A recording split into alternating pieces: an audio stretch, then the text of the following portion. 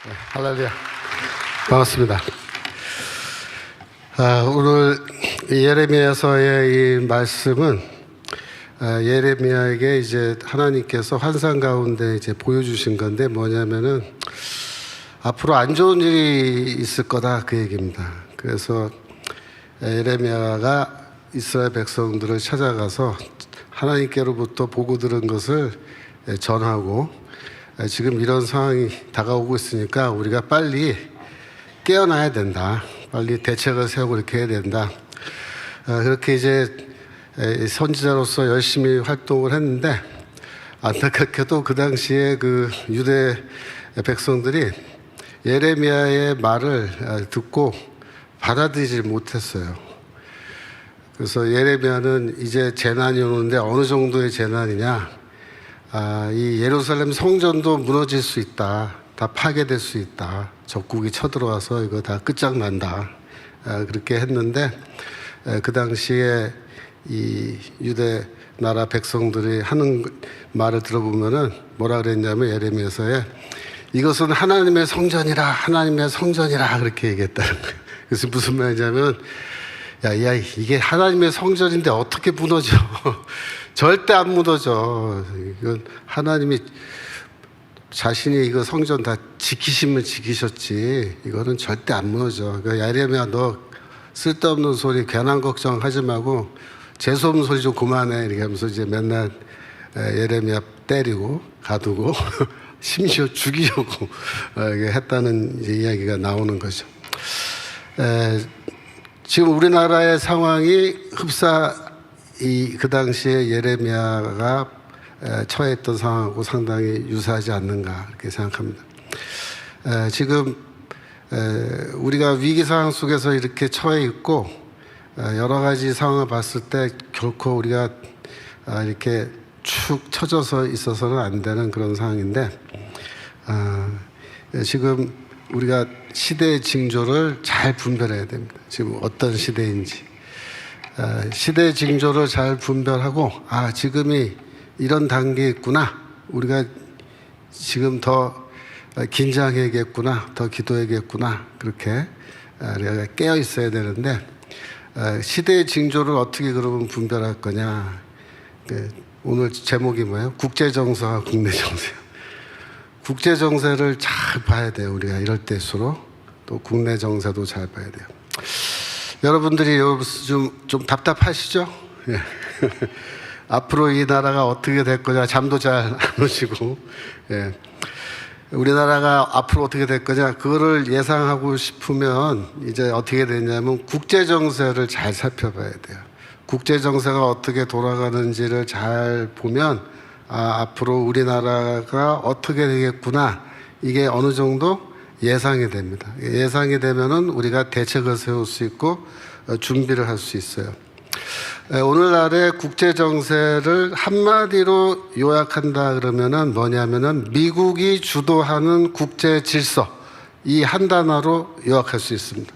오늘날의 세계 정세는 미국이 온 세계를 주도적으로 지금 이끌어가고 있습니다. 트럼프 대통령이 취임한 이후에 지금 전 세계적으로 큰 변화가 일어나고 있는 거예요. 첫 번째로 러시아 우크라이나 전쟁에서 트럼프의 미국이 사실상 승리했습니다. 트럼프 대통령은 취임하기 전에 내가 취임하면은 우크라이나 전쟁 곧바로 끝내버릴 거다 그랬죠. 근데 전쟁이 아직까지 안 끝났죠. 그러면은 트럼프가 실패한 거냐? 그렇지 않습니다. 트럼프는 러시아 우크라이나 전쟁에서 큰 승리를 거두었습니다. 그게 뭐냐면 미국은 유럽을 설득해서 매년 GDP의 5%를 국방비로 지출하게끔 그렇게 만들었습니다. 지난달 6월 25일입니다. 북대서양 조약기구 32개 국가들이 모였는데 뭘 결정했냐면은 금년부터 2025년부터 2035년 앞으로 10년 동안 각 국가의 국내 총생산 GDP죠. GDP의 5%를 무조건 국방비로 지출하기로 그렇게 결정한 겁니다. 이건 엄청난 변화입니다. 왜냐하면 2018년도에 트럼프가 대통령 처음 됐을 때 나토 회의에 가서 뭐라 그랬냐면 독일이 러시아로부터 천연가스를 지금 계속해서 구입하고 있는데 너희들 그렇게 하면 위험하다. 너희 독일이 앞으로 러시아의 포로가 될 수 있다. 그렇게 경고했어요. 그때 그 말을 듣고서 독일 장관들이 뭐라 했냐면 트럼프 앞에서 낄낄대고 웃었습니다. 지금 보이시죠? 웃고 있는 거. 영어로 I do not really understand what he means. 나는 트럼프가 대체 뭔 소리 하는 건지 전혀 이해가 되지 않는다. 그러면서 낄낄대고 웃었어요. 트럼프가 나토 국가들이 방위비 분담금 내야 된다 그러니까 우리가 그거 낼 돈 없다, 못 낸다. 그러고서 돌아서서 또 낄낄낄 웃었어요. 전쟁은 무슨 전쟁이냐 말이에요. 전쟁 같은 거 안 일어나 그런 거예요. 독일에서 그럼 미군 철수하겠다니까 그래 뭐 하든지 말든지 마음대로 하라 그렇게 나왔거든요. 그 독일의 메르켈 수상이 당시에 러시아 푸틴하고 친하게 지내면서 안보는 미국과 경제는 러시아와 함께한다. 그겁니다. 이게 바로 안미 경로. 그죠? 우리는 지금 뭐야? 안미 경중. 안보는 미국과 하고 경제는 중국과 함께한다 그러는데 꼭 그런 식이죠. 그 당시에.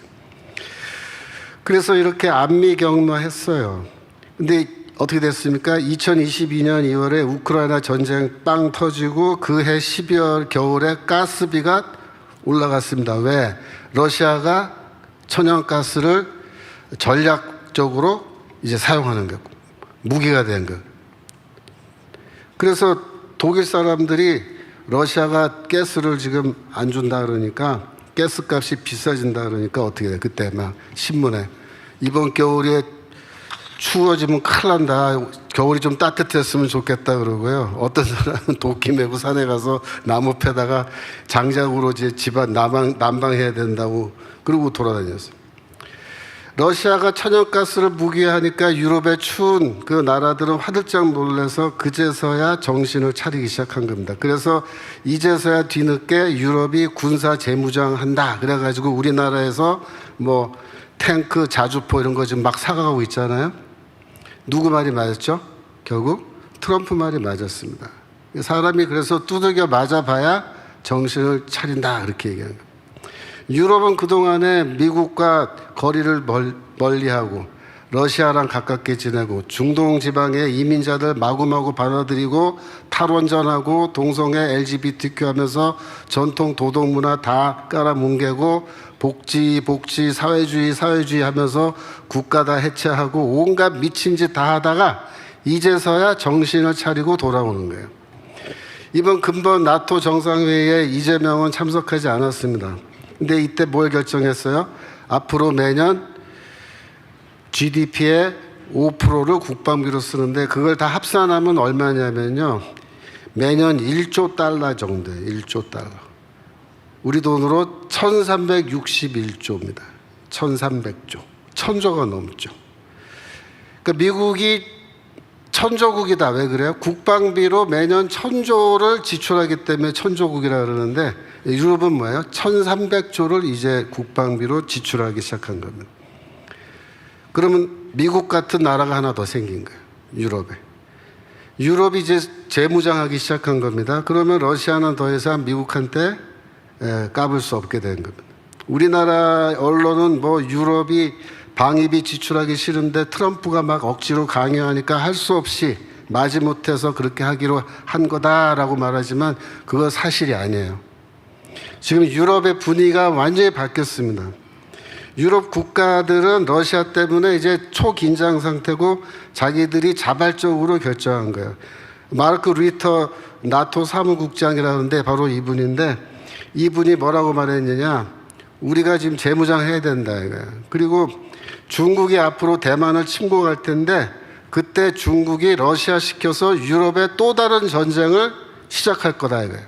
그렇기 때문에 우리가 지금 빨리 그 전쟁에 대비하기 위해서 재무장해야 된다. 이렇게 저분이 직접 얘기한 거예요. 그러니까 러시아는 지금까지 반서방 세계의 지도자로 이렇게 돼가지고 중국하고 같이 이렇게 반서방 국가의 리더로서 역할을 했는데 어제 어떻게 됐어요? 이제 러시아는 앞으로 반서방 국가가 되면 유럽과 미국에 맞아 죽는 거예요. 이제 친서방 하지 않으면 러시아는 앞으로 견디기 힘들 겁니다. 그러니까 우크라이나 전쟁에서 지금 휴전을 하든 안 하든 러시아는 어떻게 되냐면 중국과 관계를 끊고 서방 국가, 그러니까 유럽 나토 국가들과 가깝게 지내지 않으면 앞으로 살아남기 힘든 상황이 된 겁니다. 지난주 7월 15일에 트럼프 대통령은 대통령이 이제 푸틴에게 50일 이내에 휴전 안 하면은 러시아에 100% 관세를 부과하겠다 그렇게 발표했습니다. 러시아는 공산품 수출하는 게 별로 없어요. 생산 원자재 수출해서 먹고 사는 나라인데 원유, 천연가스, 뭐 광석 이런 거 이제 파는 거죠. 그런데 그런 거 다 관세 매기는데 심지어 뭐냐면 러시아로부터 원유와 천연가스 구입하는 나라도 100% 관세 부과한다. 그렇게 말했습니다. 누가 수입할까요? 예, 중국, 인도, 터키가 주로 수입합니다. 그러니까 그 나라가 더 앞으로 러시아가 전쟁 50일 안에 안 끝내면 너희는 완전히 다 관세 매겨서 그런 거 다 사지 못하게 하겠다. 그렇게 지금 한 겁니다. 그날 우크라이나에 무기 지원해 주겠다 그랬는데요. 이게 웃긴 게 뭐냐면 그 무기의 대금은 나토가 지불하는 거예요. 그러니까 미국이 우크라이나에 무기 지원하는 게 아니고 나토에 미국 무기를 돈 받고 팔아서 나토가 우크라이나에 지원하는 거거든요.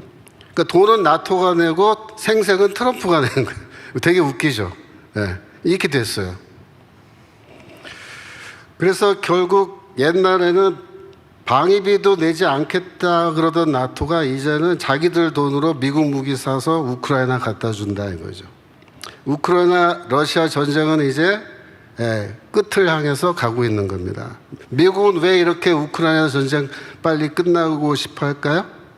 그래야 러시아가 전쟁이 빨리 끝나서 러시아를 정리해야 중국 문제를 다룰 수 있기 때문에 그런 겁니다. 두 번째로 이란의 핵무기 응징과 중동에서의 미국의 승리입니다. 중동에는 사우디아라비아, 쿠웨이트, 유나이티드 에미레이트 등 친서방 국가들도 있지만 반서방 국가들도 있어요. 어떤 나라입니까? 이라크, 이란, 시리아, 레바논 민병대 그런 건데요. 그동안 이란이 그 큰 형님이 돼가지고 이런 나라도 도와주면서 반서방 국가, 중동에서 영향이 꽤 컸죠. 근데 이번에 이스라엘하고 하마스 전쟁 터지면서 시리아랑 레바논은 이스라엘한테 다 두들겨 맞았죠. 뭐만 남았어요? 이란만 남은 거예요, 이란. 근데 그동안 이란이 미국에 대항하고 핵무기 개발하고 뭐 그랬는데 그거 다 중국이 뒤에서 지원해 줬기 때문에 그렇게 한 겁니다. 그런데 이번에 어떻게 했습니까? 미국이 이란의 그 핵시설 완전히 폭격해서 박살내버렸잖아요. 이란이 완전히 KO 당했는데 그런 일이 벌어지는 와중에 중국이 입도 뻥끗 안 하는 거예요. 네. 쉽게 말하면 아유 그 미국 너희도 왜 이렇게 이란을 폭격하고 그래? 그러면 안 되지. 이 말 한마디도 못 하는 거예요. 무슨 뜻입니까? 중동에서 중국의 영향력이 완전히 사라졌다 그런 얘기. 이제 사실 중국은 그동안 우크라이나 러시아 전쟁할 때도 러시아를 뒤에서 계속 지원해 줬어요.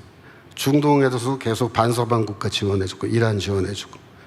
근데 그게 이제 끝난 거예요. 중동에서 중국이 힘을 쓰지 못하게 된 겁니다. 그래서 이번 이 이란 핵무기 시설 폭격은 이란의 패배이기도 하지만 동시에 중국의 패배인 거예요. 세 번째로 미국의 관세 전쟁 승리와 중국 포위 작전인데요. 미국이 전 세계에 지금 관세를 부과하고 있습니다. 왜 그렇게 할까요? 무역 적자 때문입니다. 미국은 무역 적자가 심해요. 그래서 트럼프가 대통령 시절에 뭐라 그랬냐면 내가 대통령 되면 관세 부과해서 무역 적자 문제 해결하겠다 그랬어요. 그 대통령이 되더니 정말로 관세 전쟁이 시작된 겁니다. 그 처음에 미국 국민들하고 언론하고 미국의 전문가들이 다 반대했어요.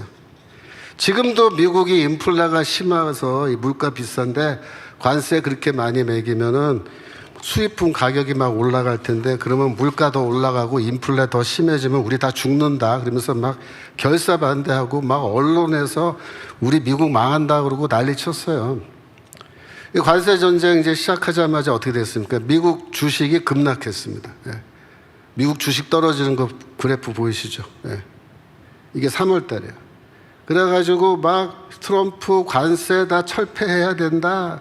그랬는데 한 달, 두 달 지나는데요. 희한한 게 물가가 안 올라가요.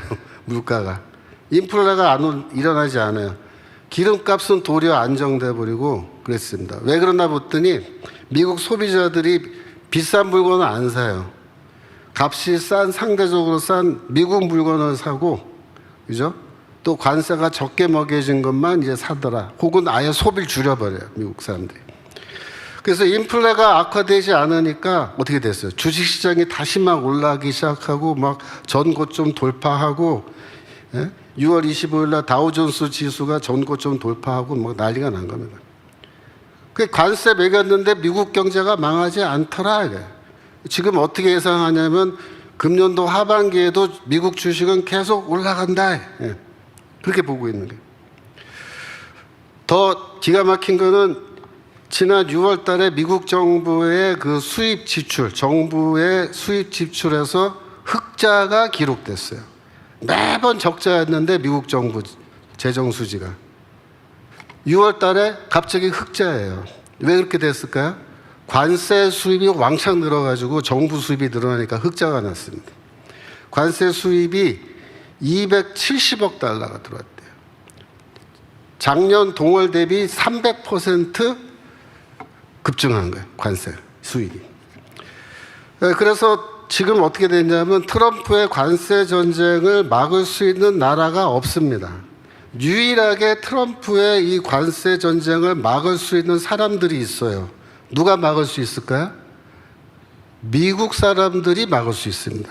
근데 지금은 미국 사람들이 관세 매기는 거를 지금 다 지지해요. 트럼프가 하는 거는.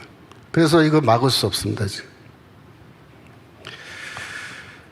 그리고 언론도 지금 입국 다물고 이제 조용하다고요. 옛날에 뭐 관세 매기면 망한다고 난리 쳤는데. 우리나라 언론에서는 지금 뭐라 그럽니까? 일본이 뭐 미국 관세 거부한다. 브라질이 미국 관세 거부한다. 그리고 막 떠들죠. 일본은 왜 그래요? 지금 이시다 수상이 지금 선거철입니다. 선거철이기 때문에 이 관세 문제에 대해서 자기도 강경하게 나가야 표를 얻으니까 그렇게 되는 거고, 이제 선거 끝나면 일본은 곧바로 미국이랑 협상하고 미국은 또 일본 봐주겠죠. 브라질은 왜 그래요? 브라질은 그 반미 정권이에요. 지금 룰라 대통령이라는 사람이 범죄자 대통령인데 미국이 인정할 수 없는 그런 대통령이라서 지금 브라질은 좀 특수한 케이스예요. 그런데 브라질은 어차피 미국하고 교역을 많이 하지 않아요. 그래서 관세 맞아도 크게 뭐 영향받을 것도 없는 나라입니다. 근데 우리나라 언론은 지금 왜 브라질 얘기 많이 하고 일본 얘기 많이 할까요? 그 말은 뭐예요? 우리나라도 미국이랑 관세 협상 하지 않겠다, 그 얘기입니다. 우리는 관세 협상 안 할 거다라는 떡밥을 지금 뿌리는 거예요. 근데 두고 보세요. 일본도 협상할 거고 유럽도 다 협상할 겁니다. 미국의 관세 정책이 겨냥하는 거는 우리나라를 향해서 겨냥하는 건 두 가지예요. 그러니까 우리나라도 마찬가지로 미국이랑 무역 많이 하는데 미국이 적자예요. 무역에서. 이거 바로잡겠다는 거고, 두 번째는 미국은 뭐예요? 전 세계적으로 중국하고 교역하는 나라는 다 관세 때리겠다, 그 얘기입니다. 그래서 우리나라의 경우에는 무역 수지 불규정이 어느 정도냐면은 2024년도 미국과 작년이죠. 미국과 무역에서 우리나라가 얼마나 흑자 받냐면 660억을 흑자를 봤어요. 660억. 근데 매년 우리나라가 흑자인데 점점점 더 흑자 폭이 늘어나요. 그러니까 우리나라가 수출을 많이 하는 거예요, 지금 미국에. 그래서 미국은 이건 좀 곤란하다 이거예요. 너무 흑자가 크다. 자기들은 적자가 너무 크다 이거죠. 그래서 관세 부과하는데 8월 1일부터 이제 2주도 안 남았죠. 25%를 일관적으로 다 관세를 부과하겠다, 그렇게 말한 겁니다. 근데 이거 25%는요, 일본이나 EU에 부과한 관세율하고 비슷해요. 그러니까 우리나라만 특별히 뭐 차별당한 게 아니에요. 미국이 일괄적으로 약 25%는 다 관세 부과하는 거고, 이거는 무역 수지 불균형을 줄이기 위해서 이렇게 하는 겁니다. 그리고 그 관세 맡기 싫으면 미국에다가 공장 지어라 이거예요. 그래서 그걸 영어로 리어쇼링이라고 하죠.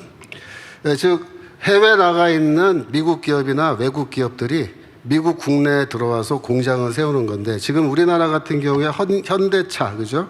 삼성전자, SK하이닉스, LG전자, LG에너지솔루션, 현대제철 등등이 이미 미국에 공장 지었거나 앞으로 이제 옮겨갈 예정인 거죠.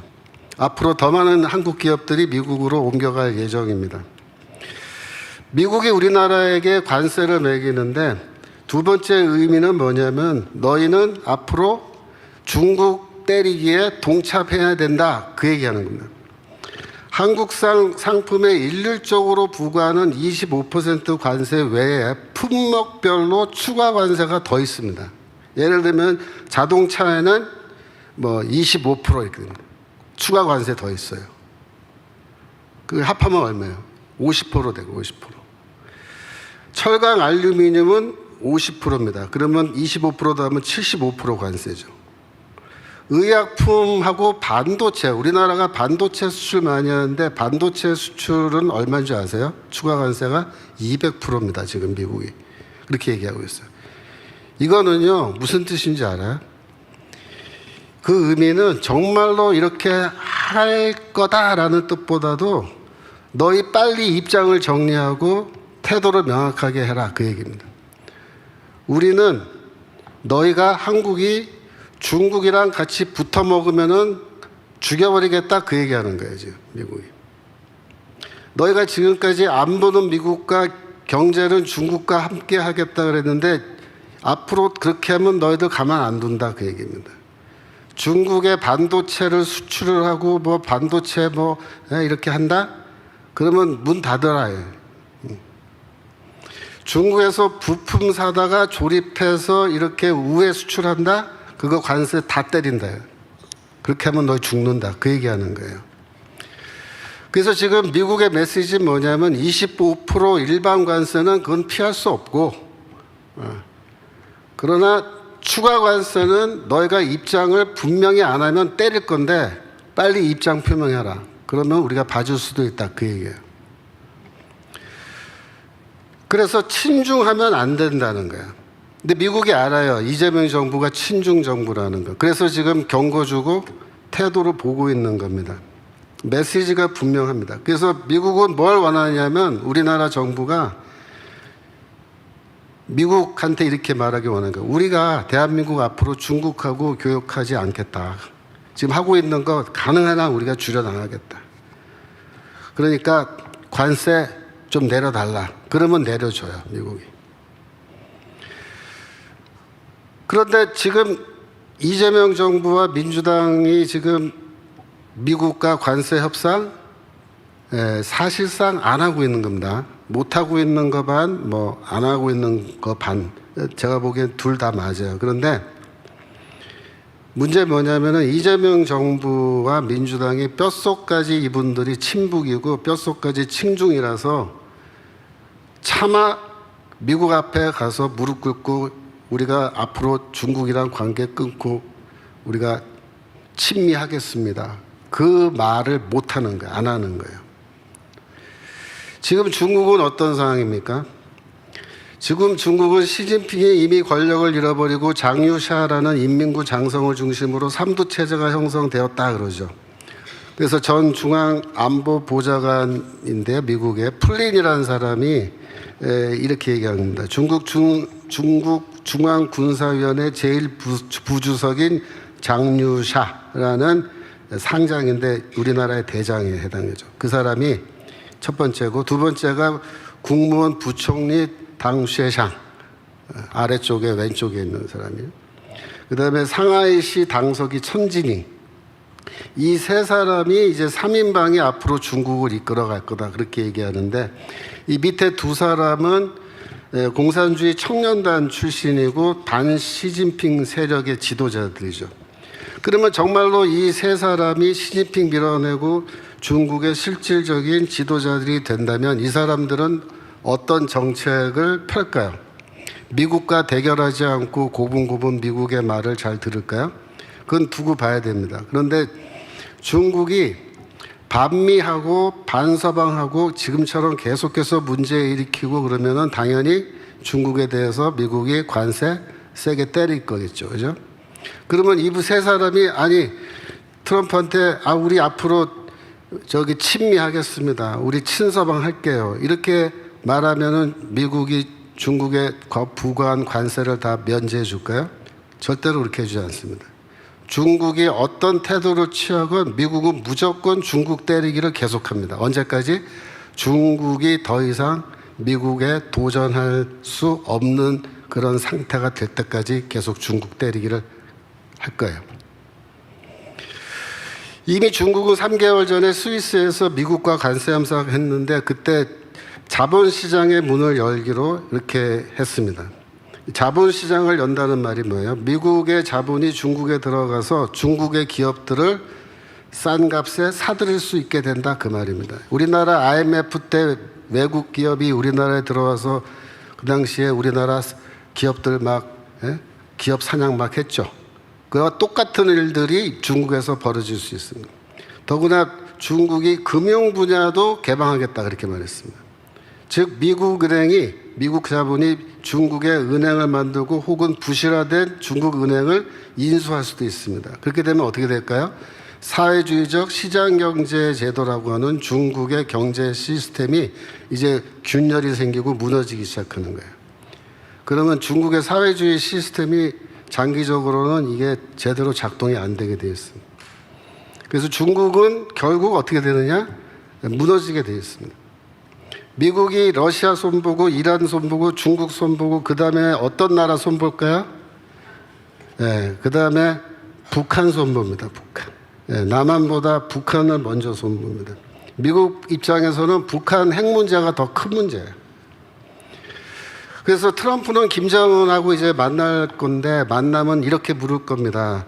너 앞으로 친서방 국가 하면서 우리랑 친하게 지낼래? 아니면 반서방 국가하고 저 이란처럼 두들겨 맞을래? 이렇게 얘기할 겁니다.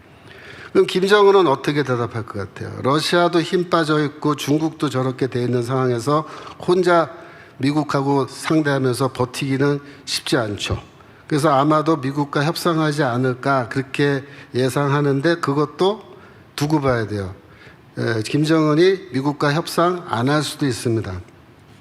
트럼프는 지금까지 김정은에게 협상을 시도하고 있습니다.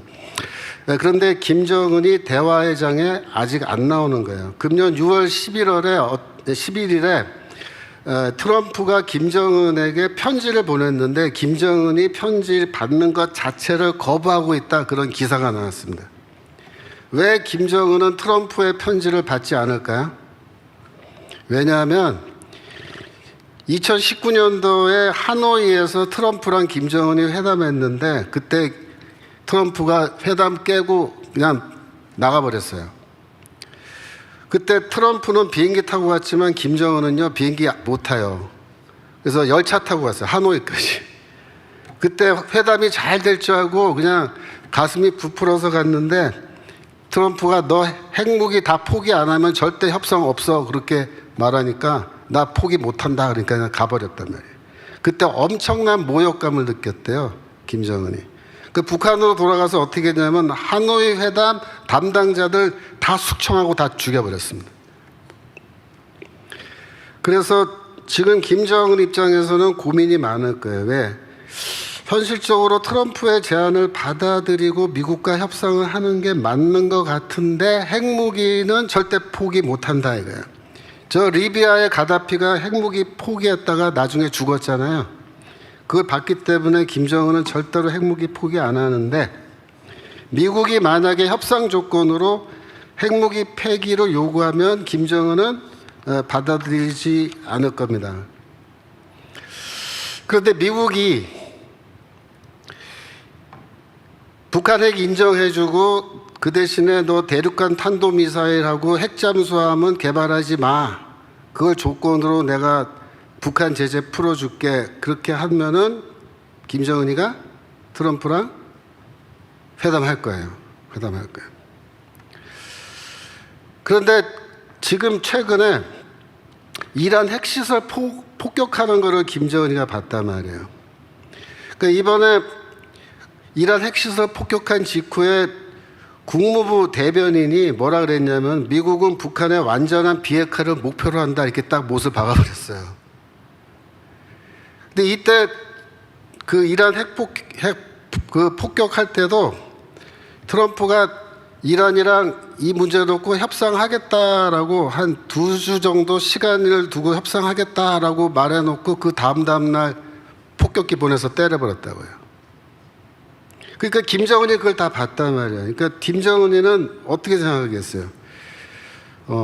나랑 핵무기 협상하다가 저거 미국이 이란처럼 또 우리나라 핵시설 다 폭격할 수도 있겠구나라고 지금 한편으로는 또 걱정하고 고민하고 있는 거죠. 그러니까 미국도 지금 북한을 어떻게 해결할지 고민하고 있고 김정은이도 지금 고민하고 있고 그러니까 이 문제는 우리가 좀 기다려봐야 되는데 금년 말 정도가 되면은 윤곽이 드러날 겁니다.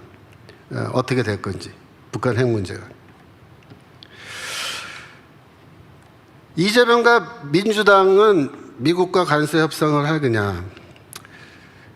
이재명과 민주당은 비유적으로 말하면 대한민국이라는 비행기를 이 납치하는 데는 성공했는데 문제가 뭐냐면 이 비행기를 몰고 가서 착륙할 나라가 없는 거예요. 중국으로 가자니 중국이 거의 다 망해 있고 북한으로 가자니 북한도 어쩌면 미국한테 항복할 것 같으니까 지금 이러지도 못하고 저러지도 못하고 지금 헤매고 있는 건데 만약에 이재명과 민주당이 미국과 관세 협상을 하려면요. 미국에 무릎 꿇어야 됩니다. 어떻게? 우리가 앞으로 절대 친중하지 않겠습니다. 맹세해야 됩니다.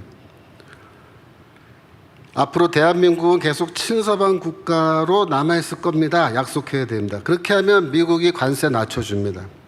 협상할 수 있습니다. 근데 이재명과 민주당은 지금 관세 협상을 하지 않고 있습니다.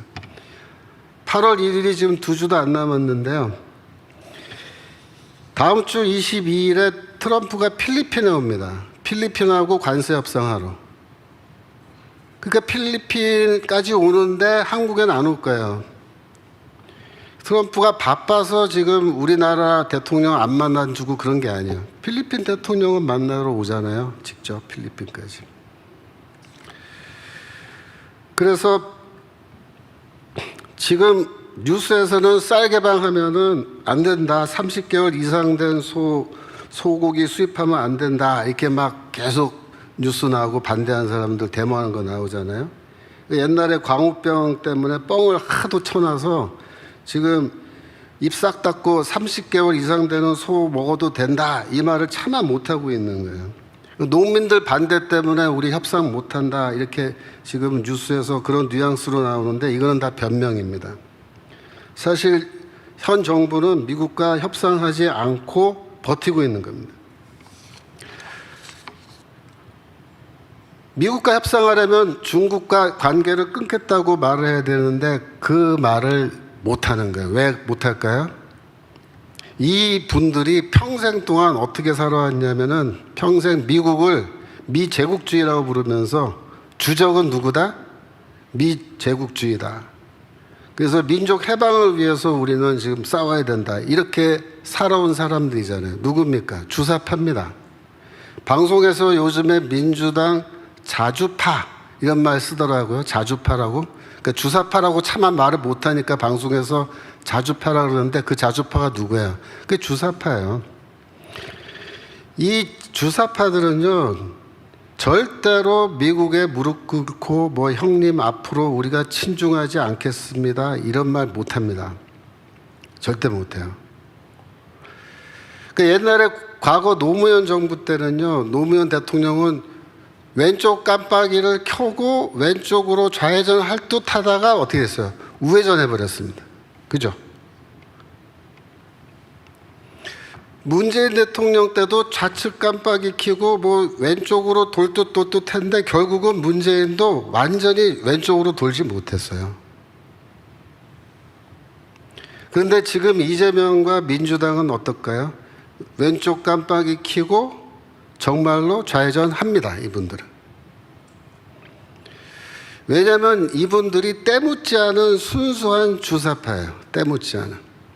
이분들 눈에는 임종석 같은 사람은 타락한 주사파라며 자신의 영달을 위해서 이익을 위해서 완전히 타락한 사람. 그러니까 이분들은 때묻지 않은 순수한 주사파고 북한을 너무나 좋아하고 사랑하는 분들이기 때문에 이분들은 절대로 그렇게 쉽게 무릎 꿇지 않습니다.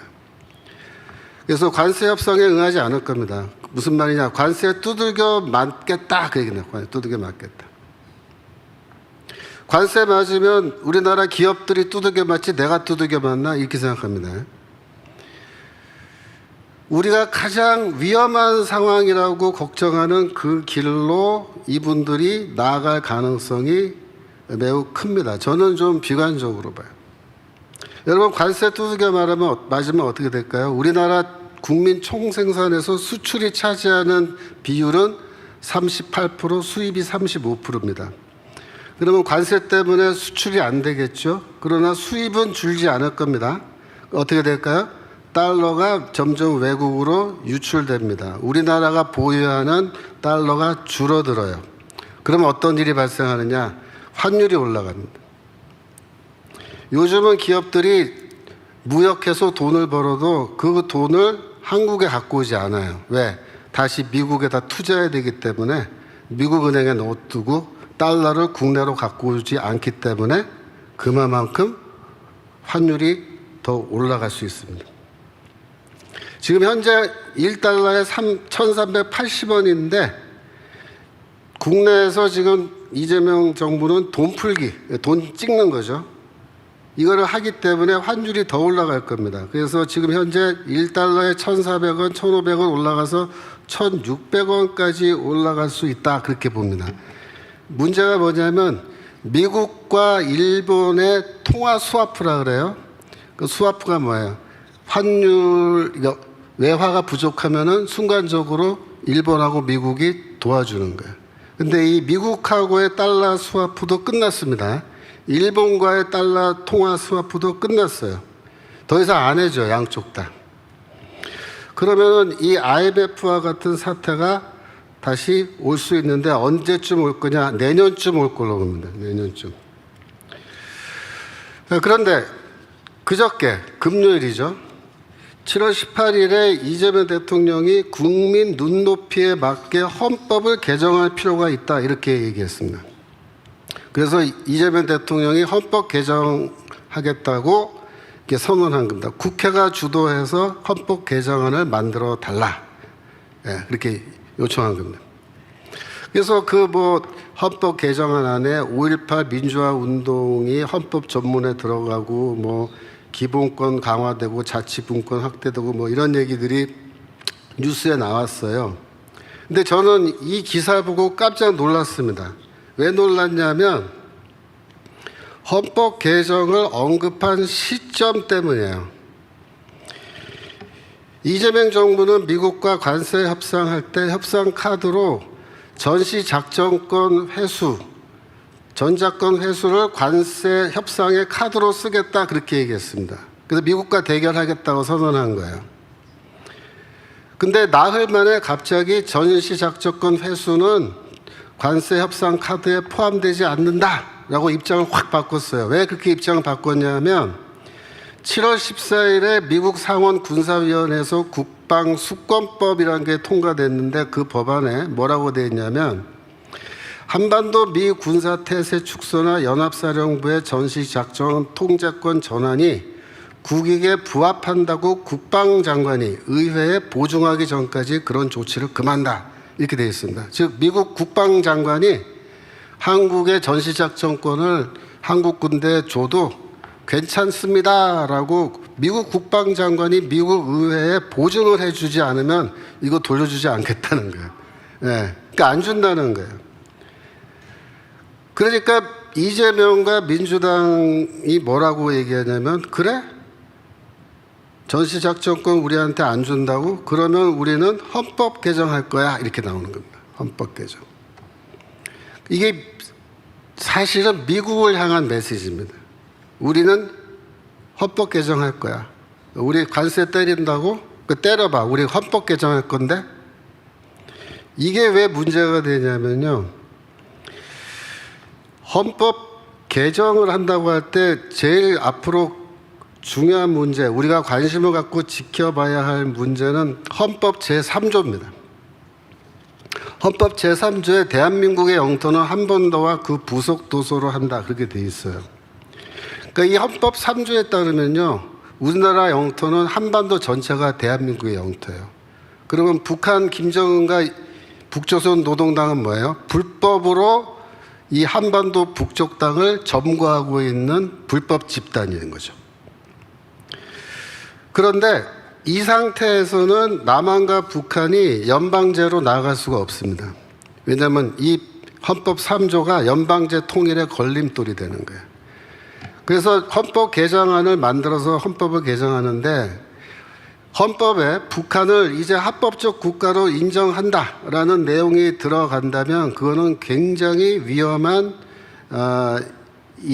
결과를 가져오게 됩니다. 그걸 우리가 눈여겨봐야 됩니다. 이 헌법 3조를 개정할 건지 안 할 건지. 북한은 우리나라를, 대한민국을 정상국가로 3년 전에 인정했습니다. 2023년도에 김정은이 투 코리아 이야기를 했어요. 투 코리아, 두 개의 한국.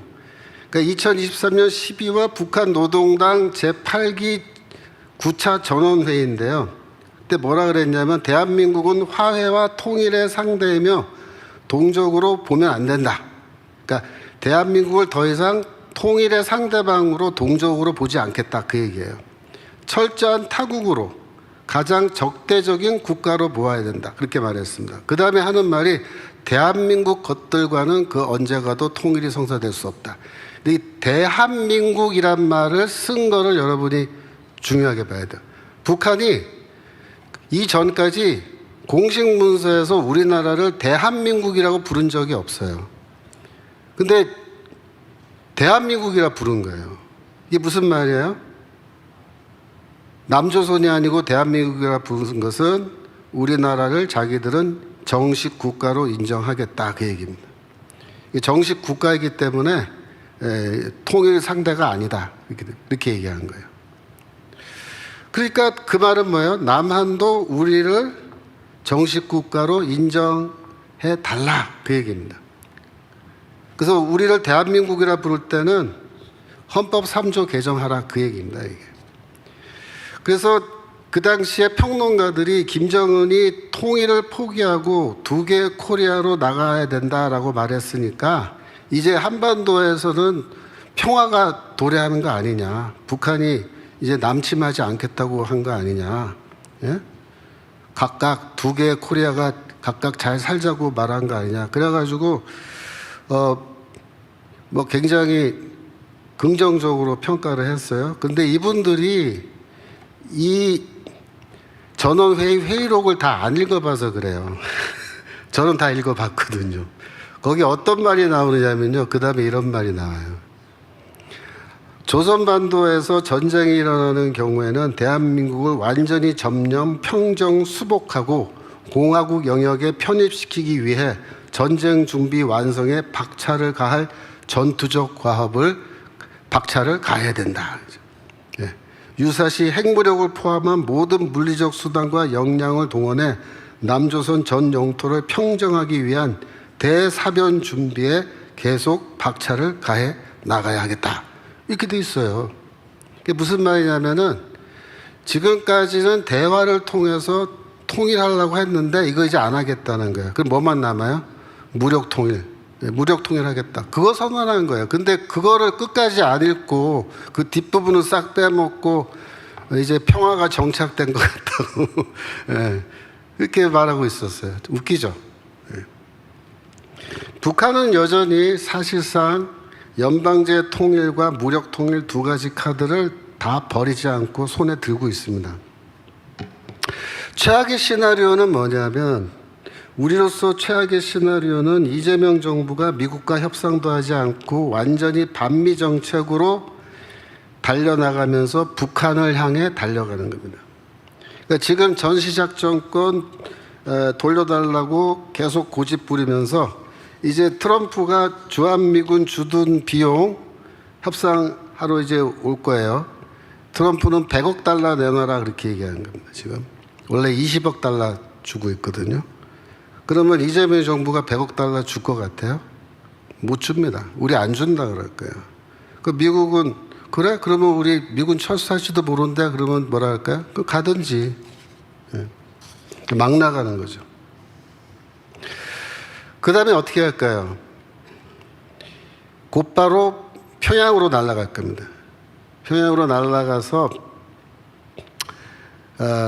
김정은과 만나서 둘이 손잡고 사진 찍으면서 우리 남북한이 하나가 될 때가 됐다. 그러면서 남북한 연방 재통일을 위해서 노력하자. 이렇게 하는 거예요. 그래서 연방 헌법 만들어서 발표하고 우리 연방이다 선언하면 어떻게 돼요? 그럼 끝나는 거예요. 끝나는 거예요. 지금 그게 가장 최악의 시나리오예요. 제가 보기에.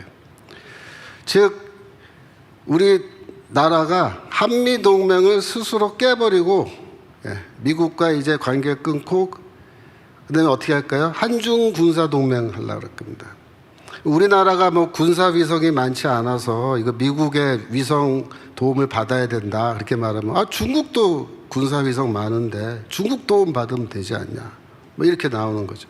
그러니까 이 주사파들이 본색을 지금 완전히 드러내놓고 앞뒤 보지 않고 북한으로 쫙 달려가 버리면요 이거 지금 굉장히 위험한 상황으로 갈 수 있다. 저는 그렇게 보는 겁니다. 미국과 동맹국가인 대한민국이 이제 어떻게 되는 거예요? 북한과 한 팀이 되는 거예요. 그럼 동북아시아에서 힘의 균형이 무너집니다. 중국의 새로운 그 집권 세력이 들어올 텐데 그 사람들이 이렇게 봤을 때 대한민국이 이제는 미국하고 등을 졌네? 북한이랑 한 팀이네?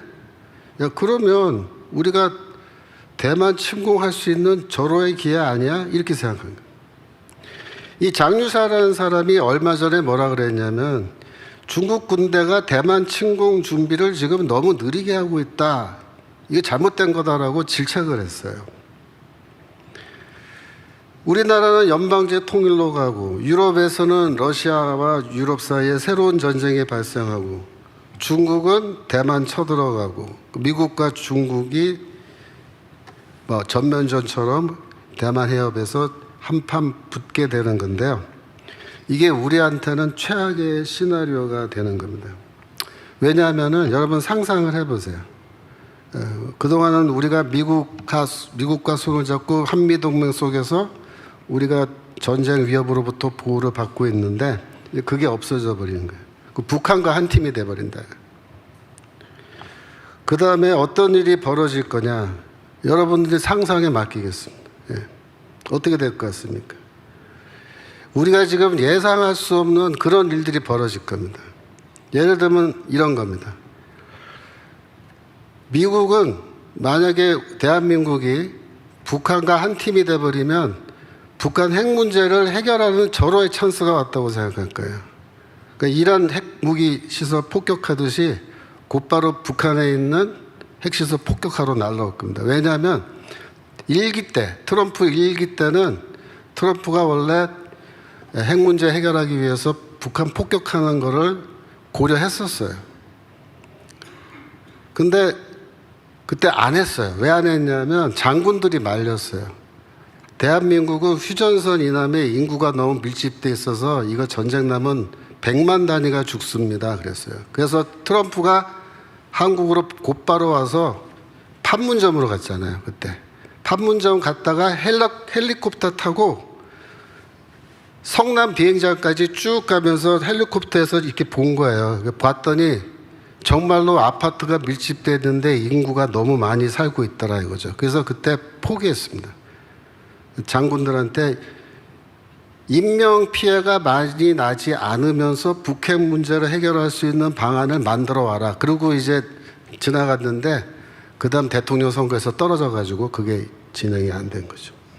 근데 이번엔 어떻게 될까요? 한미동맹 깨고 북한이랑 한 팀이 되면 미국 입장에서는 부담이 없습니다. 북한 핵시설 공격하는데.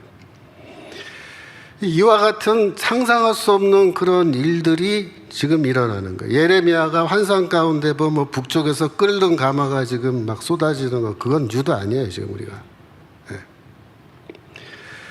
근데 그러면 북한은 미국한테 그렇게 얻어 터지면 가만히 있을까요? 북한은 그렇다고 미국으로 대륙간 탄도미사일 날리면서 보복할 수도 없으니까 어떻게 할까요? 남한에 있는 미국 기지를 공격하려는 겁니다. 그죠? 그래서 북한에서 미사일이 날라오고 막 이제 그렇게 할 텐데, 여러분 그때 미사일만 날라올까요? 북한 인민군이 남쪽으로 밀고 내려와도요, 그때는 이게 연방제 같은 공화국이기 때문에요, 인민군과 대한민국 국군이 적군이 아니에요. 같은 나라 군대요. 기가 막히죠. 지금 국회에서 청문회 하는데 장관들이 뭐라 그래요? 우리의 주적이 누구냐? 북한이 우리 주적 맞느냐? 다들 뭐라 그래요? 북한은 우리 주적 아니라 그러잖아. 그 얘기가 이 얘기예요. 지금 국방부 장관을 왜 방위 출신으로 세울까요? 네. 생각해 보세요. 실제 전쟁이 딱 벌어졌을 때 그런 상황에서 이게 지금 최악의 시나리오입니다. 미국은 대만과 전쟁을 하면서 한반도에서 양쪽에서 전쟁을 할 능력이 없어요, 지금. 그러면 우리나라만 이제 끝장나는 거예요. 그게. 그래서 우리가 미국만 믿고 있으면 안 된다. 미국의 군사력이 세계 최강인 것은 사실입니다. 하지만 바이든 정부 때 군사력 개발을 안 해가지고 지금 중국이나 반서방 국가에 미국이 한 가지 뒤지는 게 있어요. 그게 뭐냐면 초음속 미사일입니다.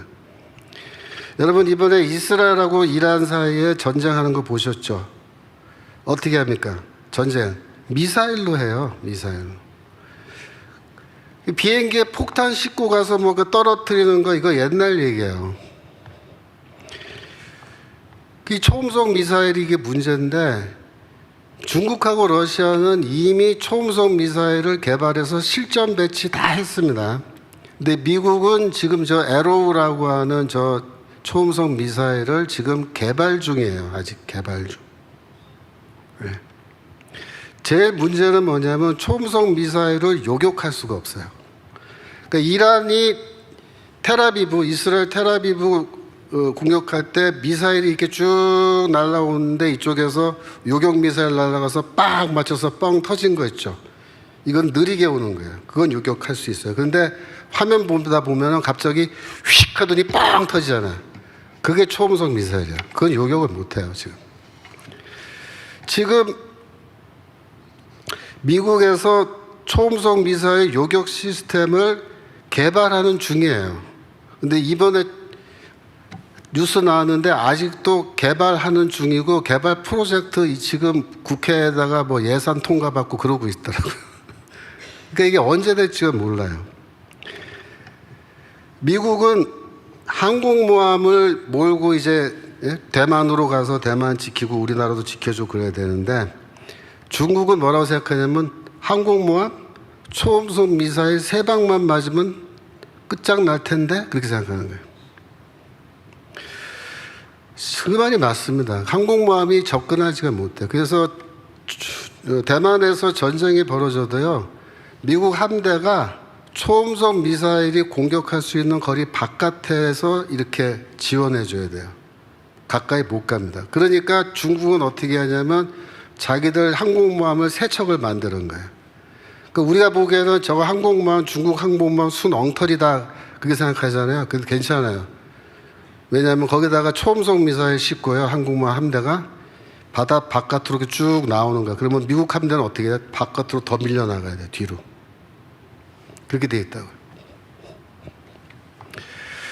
그래서 중국은 지금 어떻게 생각하냐면, 트럼프 정부가 지금 빠른 속도로 군사력을 확장하고 있기 때문에 곧 머지않아서 우리가 넘겨볼 수 없을 수준으로 미국의 군사력이 더 강화될 거다, 그렇게 보는 거예요. 미국은 지금 뭘 준비하고 있냐면 인공위성에서 미사일을 격추하는 그런 기술을 개발해서 그거를 실전에 지금 도입하려고 그러는 거예요. 초음속 미사일도요, 대기권 바깥으로 나왔다 들어가야 되거든요. 딱 대기권 바깥으로 나왔을 때 거기서 인공위성으로 때려잡겠다는 거예요. 요격해버립니다. 그러니까 시간이 지나면 이런 기술들이 개발되고 무기가 개발돼서 실전 배치되기 때문에 시간이 지날수록 중국이 이 싸움에서 승리할 가능성은 점점 더 줄어들어요. 그러면 중국이 대만을 접수할 수 있는 최선의 시간은 언제예요? 지금이에요, 지금. 그러니까 지금이 전쟁 가능성이 제일 높은 때예요. 그렇게 돼 있다고요. 지금 스테이블 코인이란 말 여러분 많이 들어보셨죠, 요즘에. 미국 의회에서 어제, 그제죠, 암호화폐 관련 법안 3개가 통과됐습니다. 그중에 제일 중요한 법은 지니어스 법안이라는 건데요. 이 법은 핵심이 뭐냐면 앞으로 미국 달러에 연동되는 암호화폐를 대량으로 만들어서 보급하겠다는 거예요. 미국 달러에 연동하는 암호화폐를 스테이블 코인이라 그렇게 부르는 겁니다.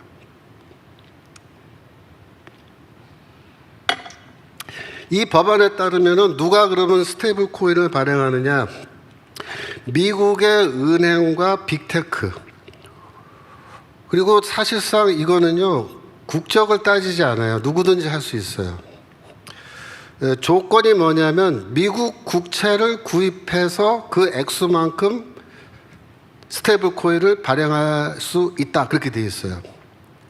그러니까 국적이 어느 나라 기업의 국적이 어디나도 중요하지 않아요. 왜 스테이블 코인을 발행하느냐? 미국은 그동안에 이 국채 문제가 항상 고민거리였습니다. 미국은 재정 적자가 크다 그러죠. 미국 정부가 재정 적자가 심한데 달러를 발행할 때마다 미국 정부는 채권을 발행하고 팔아서 그만큼의 액수를 달러로 찍게 돼 있는 거예요. 미국이 세계의 기축통화로서 이 달러를 공급해 줘야 되니까 달러를 계속해서 공급하려면 무역 수지는 항상 적자가 나야 되고요. 그다음에 미국 정부는 재정 적자를 무릅쓰고 계속해서 채권을 발행하고 그 채권 액수만큼 달러를 만들어서 전 세계에 달러를 공급해 준 겁니다. 근데 지금 문제가 뭐냐면 미국 국채 액수가 너무 많아서 그 이자만 해도 천문학적인 액수예요. 미국 1년 정부 예산의 20%가 국채 이자로 들어간다 이거예요. 그러니까 달러 가치가 앞으로 폭락하고 미국이 망할 거다 그렇게 예상했거든요. 그런데 트럼프가 그 해결책을 찾은 거예요. 그 해결책이 뭐냐면 스테이블 코인을 발행한다. 즉 무슨 말이냐면 앞으로 미국이나 외국의 어떤 회사건 미국 국채, 그것도 단기 국채입니다. 미국의 단기 국채를 구입하면 그 액수만큼 스테이블 코인을 발행할 수 있게 해주겠다라는 거예요. 예를 들어서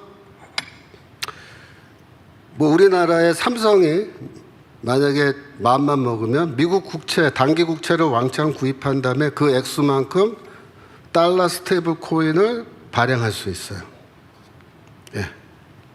그러면 앞으로 어떻게 될 것 같아요? 미국에 있는 기업이나 은행들이 전부 다 이 스테이블 코인을 발행하기 위해서 미국의 단기 국채를 다 살려고 이제 몰려옵니다. 그러면 이 재정 적자 문제가 해결되는 거예요, 미국은. 그래서 이 암호화폐를 지금 발행하는데 그럼 이 스테이블 코인을 발행하면 누가 구입할까요? 미국 사람들이 구입할까요? 미국 사람들은 스테이블 코인 구입 안 해도 됩니다. 왜? 그게 어차피 달러기 때문에 그걸 살 필요가 없어요. 자기들은. 그냥 크레딧 카드 쓰면 돼요. 이거 누가 사냐면 미국 밖에 있는 전 세계 사람들이 달러 스테이블 코인을 사는 겁니다. 왜 사냐면은 이 스테이블 코인은 종이돈, 달러 종이돈과 똑같은 가치를 갖고 있기 때문에 인플레가 발생해도 내가 손해를 보지 않아요. 그래서 인플레를 해지한다 그렇게 말합니다. 인플레가 발생해도 내가 손해를 보지 않기 위해서 달러를 사놓거나 아니면 달러 스테이블 코인을 사놓으면 되는데, 그죠? 근데 이 스테이블 코인이라는 게 특징이 뭐냐면 국경이 없어요. 이게 은행을 통해서 이렇게 거래되는 게 아닙니다. 인터넷상에서 곧바로 미국의 기업이 발행한 달러 스테이블 코인을 내가 직접 구입할 수 있어요. 그러면 어떻게 될까요? 이재명 대통령이 지금 돈을 막 찍어서 앞으로 한국 돈의 가치가 떨어질 거라 그랬죠. 그죠? 외화가 부족해서 환율이 막 또 뛸 거라 그랬죠. 그러면 어떻게 될까요? 저 같은 경우도 월급이 들어오면은 그 돈을 국민은행에 넣어두면요, 손해보는 거예요. 그거 받자마자 뭐예요? 달러 스테이블 코인으로 바꾸는 거예요. 애플이 혹은 테슬라가 발행한, 그죠? 달러 스테이블 코인으로 바로 바꿔두면 인플레가 뛰고 뭐 난리 나도 나는 걱정 없다 이렇게 되는 거죠. 미국 입장에서는 어떻게 돼요? 채권을 계속 발행하고 달러 화폐량이 증가합니다. 그러니까 종이돈 있는 데다가 스테이블 코인을 또 발행하니까 달러 화폐량이 늘어나죠. 그러면 달러 가치가 떨어질까요? 떨어지지 않습니다. 왜냐하면 당분간 전 세계적으로 달러 스테이블 코인을 사고자 하는 사람들의 그 수요가 폭발적으로 늘기 때문에 절대로 달러 가치가 떨어지지 않아요. 그래서 남미 같은 나라는요, 화폐 가치가 맨날 막 올랑달랑 난리치기 때문에 사람들이 전부 다 달러 스테이블 코인 살라 그럴 거란 말이에요. 결국 어떻게 되느냐? 자국 화폐, 각 나라의 자국 화폐의 가치가 떨어지고 각 나라의 환율이 폭락하고, 그죠? 우리나라도 원화의 가치가 떨어지고 그렇게 됩니다. 전부 다 스테이블 코인 사서 자신의 핸드폰 단말기 안에 코인 지갑에 돈을 다 넣어놓게 됩니다. 그러면 생각해 봐요. 이 스테이블 코인은 결국 미국의 큰 은행과 빅테크 기업들이 결국 이 스테이블 코인 전쟁에서 승리하게 될 겁니다. 그들이 워낙 자본금이 많기 때문에 가장 좋은 조건으로 스테이블 코인 발행하니까. 그러면 전 세계에서 사람들이 갖고 있는 돈이 다 어디로 들어갈 것 같아요? 네, 미국 은행 아니면 미국 빅테크 기업으로 다 들어가는 겁니다. 우리나라 경제는 어떤 일이 일어날까요? 우리나라 은행들은 다 돈줄이 말라버리는 겁니다. 더구나 미국 은행이 또 미국 기업이 우리나라에 은행 지점을 열고 여기서 대출해주고 막 이렇게 하면요, 훨씬 좋은 이자율로 우리에게 대출해 줄 수 있어요. 그럼 우리가 누구한테 돈 빌리러 갈까요? 거기서 다 돈 빌리는 거예요. 우리나라만 이렇게 되는 게 아니라 전 세계가 다 이렇게 되는 거예요.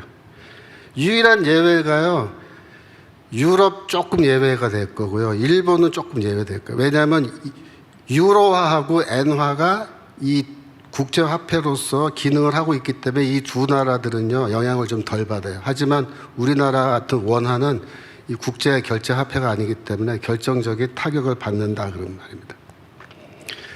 제일 많이 타격받는 나라는 어딜까요? 중국입니다. 중국. 네. 결국 중국에 있는 모든 돈들은 쓰나미 같이 미국 쪽으로 다 빠져나가는 거예요. 이거 못 막습니다. 스테이블 코인은. 국경이 없잖아요. 은행을 걸치지도 않아요. 정부 규제가 먹히지 않습니다. 이게 뭐냐면은 화폐 개혁을 넘어서는 엄청난 변화인데, 이걸 한마디로 뭐라고 얘기하느냐? 미국이 주도하는 세계 질서라고 부르는 거예요. 아무도 거부할 수 없고 아무도 거역할 수 없는 현실인데요. 이게 엄청난 쓰나미가 지금 몰려오고 있습니다. 그 쓰나미에 대항할 수 있는 나라도 없어요. 근데 우리나라는 지금 뭐 하고 있어요? 이 여기에 대해서 지금 아무런 대책이 있습니까? 네, 아무 대책 없어요. 이재명 정부가 지금 이런 문제에 대해서 알고 있는지도 모르겠어요. 뭐 아무 대책이 없어요 지금. 미국에서 일어나고 있는 전쟁인데요. 이 미국에서 일어나는 전쟁은 한마디로 글로벌리즘과 내셔널리즘 사이의 전쟁입니다. 그것은 미국 민주당과 미국 공화당 사이의 전쟁과 비슷해요. 민주당이 글로벌리즘 세력이죠. 미국 트럼프 공화당은 내셔널리즘입니다. 이걸 뒷받침하는 게 누구냐? 금융자본입니다. 그 금융자본은 민주당을 지지하는 세력이고요. 공화당은 산업자본이 지지해요. 그래서 노동자들이, 미국 노동자들은 공화당을 지지하는 거예요. 그래서 트럼프가 당선된 겁니다. 이거는 뭐냐면 월스트리트 금융기관과 빅테크로 대변되는 신생 대기업사의 전쟁입니다. 그동안에 이 금융자본과 월스트리트 금융기관이 뭘 추구했느냐? 성혁명, 젠더주의, 다양성 이념 이런 거였어요. 반대로 공화당과 산업자본은 전통적 기독교 신앙을 우리가 지켜야 된다. 싸우고 있는 거예요. 이 전쟁에서 이 글로벌리즘이 뭐냐면 나라와 나라 사이의 국경은 중요하지 않다. 국경을 없애도 된다. 이게 누가 주장하는 거냐면 미국의 월스트리트의 금융자본들이 그렇게 주장한 겁니다. 여러분들이 그동안에 뭐 딥스테이트, 일루미나티 이런 말 많이 들어봤죠. 예, 프리메이슨, 뭐 요새는 가톨릭 예수회까지 나오더라고요. 이게 다 뭐냐면요. 본질은 금융자본이에요. 금융자본. 미국과 영국의 금융자본인데 이 사람들이 글로벌리스트입니다. 그런데 지금 트럼프가 이번에 이 스테이블 코인 이 법안, 지니어스 법안을 통과시킴으로써 금융자본의 독점이 깨진 거예요. 이제는 빅테크와 같은 산업자본이 금융까지 할 수 있게 된 겁니다. 근데 누가 승리할 것 같아요? 금융자본과 월스트리트 금융자본과 빅테크 이 산업자본이 붙으면 이 빅테크로 대변되는 신생 대기업들이 다 승리하게 될 거예요. 왜? 이 사람들은요 기술이 있어요. 이런 코인, 암호화폐 이건 전부 다 이건 기술이란 말이에요. 그러니까 은행에 있는 사람들이 하나도 몰라요. 돈 관리하고 이거 이자 놀이만 할 줄 알았지 이거 아무도 뭔지 모른다. 이게 파악도 못한다. 그러니까 결국은 민주당의 기초를 뒤흔들고 민주당 지지 세력을 이제 반쪽알이 내는 거예요. 원래 전통적으로 산업자본은 금융자본으로 못 넘어가게 돼 있어요. 우리나라도 그래요. 예. 삼성이 은행 못하게 돼 있다고요. 산업자본은 금융자본으로 못 넘어가게 되는 게 원래 룰인데 이게 깨진 거예요. 예, 지니어스 법안 때문에. 그래서 지금 앞으로는 이 금융기관도 큰 거 아니면은 못 살아남습니다. 미국도. 그리고 뭐 애플, 뭐 마이크로소프트, 구글, 테슬라, 뭐 페이스북, 메타 이런 거 있죠. 이런 기업들이 전부 다 이 스테이블 코인 발행해서 결국 이 사람들이 금융까지 다 장악하게 됩니다. 그렇게 가는 겁니다. 이제 머지않아서 이재명 정부가 무너질 기회가 올 겁니다. 이재명 정부의 위기는 어디서 오느냐? 경제 분야에서 오게 됩니다. 첫 번째로 돈을 찍어서 뿌리면 어떻게 돼요? 인플레 오죠. 우리가 다 경험했죠. 문재인 정부 때 부동산 엄청나게 뛰고 물가 뛰고 원화 가치는 떨어진다 그랬죠. 관세 협상 안 하죠 지금. 수출 막히고 달러 보유고 떨어지죠. 그럼 어떻게 돼요? 원화 가치 떨어지고 환율이 올라서 IMF 같은 경제위기 온다 그랬죠. 거기다가 지금 스테이블 코인이 발행되면 어떻게 돼요? 원화 가치는 더 떨어져요. 급격한 자본 유출이 생기는데 원래 자본 유출이라는 거는 외국 자본이 한국에서 나가는 걸 말하는 건데 이번에는 뭐냐면 국내 우리나라 사람들의 자본이 빠져나가는 거야. 우리나라에서. 어떻게? 스테이블 코인으로 막 나가는 거야. 국내 금융기관들은 큰 위기를 맞게 됩니다. 이재명 정부는 경제에 대해서 거의 백치에 가까운 인간들이기 때문에 경제적 위기를 돌파하지 못합니다. 절대로. 허둥지둥하게 하다가 이제 끝장날 겁니다. 그래서 제가 보기에는 지금은 이재명 정부의 지지율이 뭐 60, 70% 나온다 그러지만 내년 초반부로 갖기 시작하면 떨어지기 시작하고요. 내년 여름 정도가 되면은 이제 슬슬 경제 위기가 오기 시작할 겁니다. 경제 위기가 오면 어떻게 될까요? 지지율 떨어지고 결국은 이재명 정권의 염증 느끼는 사람들이 증가할 겁니다. 그래서 그 시점이 될 때까지 우리가 인내심을 갖고 조금 기다릴 필요가 있어요. 네. 여러분들이 그동안 많이 좀 마음이 답답하고 지금 상심해 계시겠지만 좀 참고 기다리면 기회는 또 옵니다. 그런데 문제는 뭐냐면 그 사이 기간 동안에 이재명 정부와 민주당이 위기를 넘기기 위해서 미국과 관계를 단절하고 북한의 김정은에게로 또 중국에게로 달려가 버린 겁니다. 전작권 환수 고집하면서 방위비 분담금 지불 안 하겠다고 하고 결국 한미동맹을 폐기하려는 쪽으로 가려고 할 거예요. 그럼 어떻게 되죠? 우리가 막아야 됩니다. 막아야 됩니다. 예. 내년 여름이 되기 전에 이런 움직임이 나타나면 그거는 가서 일단 막아야 돼요. 막고 기다려야 돼요. 헌법 개정을 한다 그렇게 말을 하는데 헌법 개정에 대체 어떤 내용이 포함되는지 우리가 눈을 크게 뜨고 잘 살펴봐야 돼요. 그래서 만약에 조금이라도 이게 연방제 통일로 가려는 준비 작업이라고 판단되면은 그때는 헌법 개정 반대 운동이 아니라 이재명 정권 퇴진 운동으로 나가야 됩니다. 그렇지 않으면 이거 끝장납니다. 네. 우리는 동북아시아에서 전쟁이 일어나는 거 원치 않죠. 그죠? 전쟁은 언제 일어납니까? 힘의 균형이 무너지면 전쟁이 일어납니다. 우리나라가 한미동맹을 유지하고 있는 한 동북아시아에서 미국과 우리의 힘이 더 우세해요. 그래서 쉽게 전쟁 못합니다. 그런데 우리가 북한과 한 팀이 된다. 연방제 통일을 하고 북한과 한 팀이 되는 순간에 힘의 균형이 깨집니다. 그럼 어떻게 된다고요? 그러면 전쟁이 날 수 있는 가능성이 매우 커요. 누가 시작할까요? 중국이 시작합니다. 중국이. 절호의 찬스란 말이에요. 중국한테는 그게. 그래서 우리가 이러한 여러 가지 상황을 염두에 두고 세상 돌아가는 거를 잘 지켜보다가 이거는 막아야 된다라고 판단되면요. 그때는 또 나가서 막고, 그죠?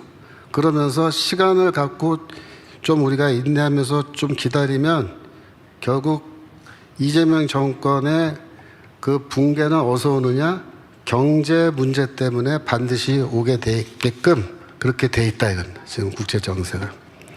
그래서 2025년 지금 7월인데요.